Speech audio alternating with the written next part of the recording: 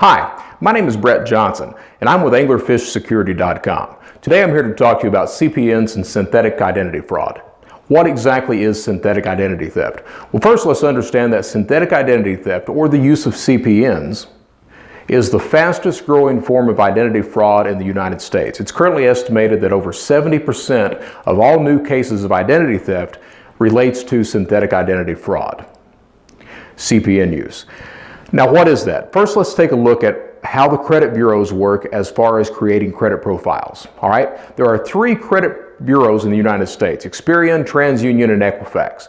Now, those 3 bureaus do not keep a database of every single American in the United States. They only know you exist as a credit profile when someone applies for credit or applies for utilities, something that will actually report to a credit reporting bureau. Okay, so when a person when they're becoming an adult and they get almost of age and they apply for credit, at that point in time, that file, that report, goes to a credit bureau, usually Equifax or Experian.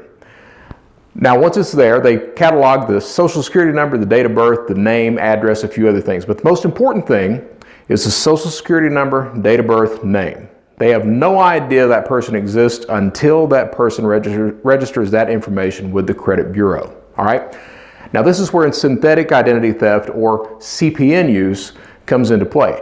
And I want to say right now, CPN use, you see this term mentioned a lot on these credit repair agencies. You'll Google credit repair and they'll come up that we're able to repair credit 100%, start a brand new credit profile for you, boost your credit up 200 points in under 30 days. You see reports like this, and you always see the term CPN as credit profile or credit privacy number.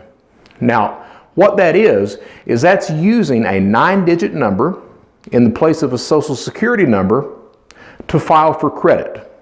Now, if the credit bureau has never seen that 9-digit number before, they think it's a brand new person if it's got a name and a date of birth with it. Okay, so for synthetic identity theft or for CPN use, what happens is a person can use a 9-digit number, put a name to it, a date of birth to it, and file for credit. And that tends to create a brand new credit profile as long as that number has not been reported to a credit reporting or credit bureau before. All right? So how does that work? Here's how it actually works. We're talking about synthetic identity theft, and the most common way to do this is people get children's identifications. So they get a children's FULZ, that's what it's called, F-U-L-L-Z. They get a FULZ of a child, which comes with name, date of birth, social security number. Now, the only thing that the criminal or a CPN user is interested in is the social security number, okay? Now, for synthetic identity theft, the way this works is you use the social security number, then you put whatever name you want to it and whatever date of birth you want to it. Thereby, and this is what makes it synthetic. You're using a real piece of identification and supplementing fake ID information with it in order to create a new credit profile with the credit bureau. All right? So, you'll use a child's FULZ, use a social security number, put a name and a date of birth with it. Once that's done, you'll go online or to a store or something and you'll apply for credit. Now, here's what happens. The initial application for credit is denied. But as soon as that's denied, it creates a new credit profile in that synthetic ID or in that CPN name. All right? Now, CPN use, as I said, you see this a lot in these credit repair agencies. And these credit repair people will say, well, it's 100% legal, the IRS has authorized it, the FBI has authorized it, you're fine. No, you're not fine. If you're using CPNs in order to boost credit or to repair your credit, you are committing a federal felony.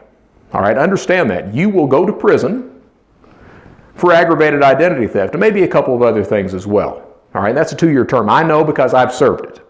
All right, so CPN use is illegal. I'm still going to tell you how it's done, but understand that it's illegal. All right, so for CPN use or synthetic identity fraud, the person will apply for credit, the initial application is denied, it creates a new credit profile, all right? Now, at this point in time, the credit profile is only in one credit bureau. So the idea is to get it circulated throughout all 3. Now, how do you do that? Well, time actually does that, all right? So what you can do is you can sit there for 30 days and wait for it to cycle through, or you can go and file. After about 3 days, it will start showing up on the Experian or the Equifax, whichever credit bureau actually has that report. It will start showing up on that, and at that point in time you can go and start the dispute process. All right, now that doesn't mean you file a dispute, you just start the dispute process.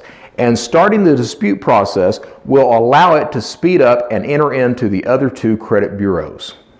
All right, now once this profile, once this synthetic identity person or CPN person is entered into a system, in all 3 systems, then it's time to start building up who you are, who that fake person is. And how do you do that? Well, you can go to listyourself.net. You can build a Facebook page or a Twitter account.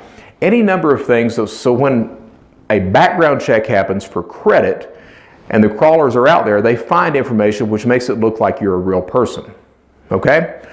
You also want to try to apply for a secured credit card, usually through Cap One, because those are the easiest and those are the cheapest. All right, so most criminals or most CPN users will try to apply for a secured credit card through Capital One. They'll pay $49, get a $200 limit. They'll let that sit, or they'll start trying to bang it out toward fraud or something else at that time. What you can also do is you can apply for store credit someplace that issues instant credit and that also reports to credit bureaus. Okay? So that's like Babcock, places like that. Some jewelry stores offer that as well. All right, so you're also going to apply for rewards cards at different places. This tends to just solidify the overall identity that these thieves or these CPN users are doing. Okay? Now, you're entered into the credit bureau, you've got your identity started, yet you've got a very low credit score. So how do you boost that? Well, there are 2 ways to boost that. Usually it's through primary or secondary trade lines. Now, a primary trade line is when you go to a car dealership and you buy a car. That dealership reports directly to the credit bureaus. That's what's called a primary trade line. A secondary trade line, the way it works for credit boosting or these CPNs or for somebody that's actually trying legally to boost their credit, the way that works is someone becomes an authorized user on someone else's credit card. Now, when that happens, if I were committing a crime and I added on my CPN or my synthetic ID fraud person as an authorized user of someone else's credit card, after about 30 days, the specific history of that one specific credit card becomes the credit history of my fake profile or my CPN number, and it boosts that credit score up. Okay? That's very important to realize how that works, because the more trade lines you add, the higher the score gets, or the better the trade line is. If you've got someone that's an authorized user, that has the credit card, and you sign on as an authorized user. If you've got someone like that has, say, an American Express, Platinum or Black, that they've been a member for over 10 years and they've got a credit line of $40,000, if they add someone on as an authorized user, that's going to boost the score up pretty high. Okay, so this is how you go about creating these CPN numbers or synthetic identity fraud numbers that people are banging out for credit or to boost their credit, repair their credit, or anything like that. Again, I want you to understand that this is completely illegal. All right, but this is how this process is done. People are targeting children. Why are they targeting children? Well, it's because the children are not going to complain. All right, and as a synthetic person, as a CPN number, there's no one to complain. The child isn't going to know, especially if you're using a kid, say 10 or 11 years old. The child isn't going to know until they reach adulthood and they start applying for credit. By that point in time, the trail has grown cold. The police are not going to follow that. It's going to just be left to the child to try to repair his or her credit, which gets to be pretty difficult at that point in time. It's a real headache. Say if they're trying to get student loans or anything like that, try to get an apartment, it's not going to happen. So how do you protect your children's identity from that happening? Well, first of all, you contact the credit bureau. Put a freeze on your kids' IDs and social security numbers. All right, so I urge everyone out there that's listening to this message to go ahead and do that. I've touched upon some of synthetic identity theft today.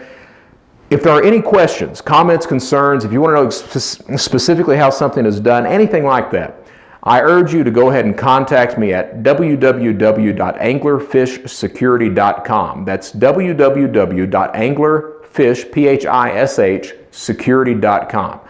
As always, I answer all questions, give advice, counseling, whatever you need. I give that completely free. All right, I'm here to help. I have served my time as a felon, and I'm trying to bring back and give to my community. All right, thank you. Have a good day. Be safe out there.